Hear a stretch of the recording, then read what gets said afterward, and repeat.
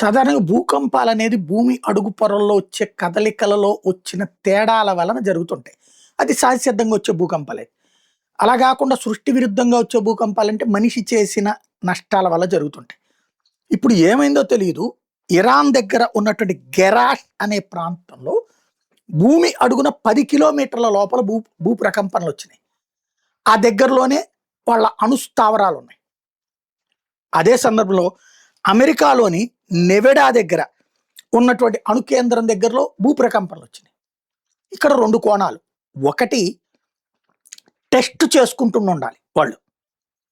Number 1. రెండవది ఆ లోపల ఏదైనా ఇరాన్ దాని మీద అటాక్ ఏదైనా జరగడం వల్ల ఏమన్నా జరిగిందా? అది జరిగితే మరి అమెరికా దగ్గర ఎందుకు అవుతుంది? ఇద్దరు తమ తమ అణ్వస్త్రాలకు సంబంధించినటువంటి సిద్ధం చేసే క్రమంలో టెస్టులు చేస్తున్నప్పుడు ఏమన్నా, కానీ ఆ కేంద్రాల దగ్గర టెస్టులు చేయరు. బట్ ఆ ప్రాంతాల దగ్గర భూప్రకంపనలు. ఏమన్నా కుట్రలు జరిగినాయా? ఏం జరిగిందనేది అర్థం కావట్లేదు. స్పష్టత కాసేపట్లో ఏమైనా వస్తుందని చూడాలి.